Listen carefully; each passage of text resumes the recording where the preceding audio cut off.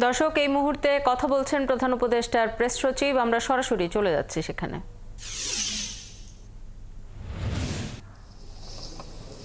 অনেকেই মনে করেন আওয়ামী সরকার এই আন্দোলনের সরকার পতনে ভয় পেয়েছিলেন, এটা কি ঠিক?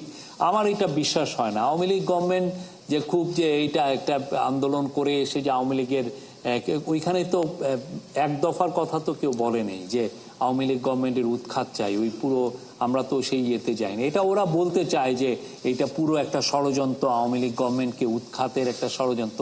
এটা ওরা একটা ন্যারেটিভের পার্ট হিসাবে এই শব্দগুলো, এই কথাগুলো তারা প্রমোট করে। আমার এটা বিশ্বাস হয় না যে হেফাজত ওই আন্দোলনটা করেছিল আওয়ামী লীগ গভর্নমেন্টকে উৎখাত করার জন্য। Thank you. সবার জন্য তালা দিতে চাই। ধন্যবাদ। আমরা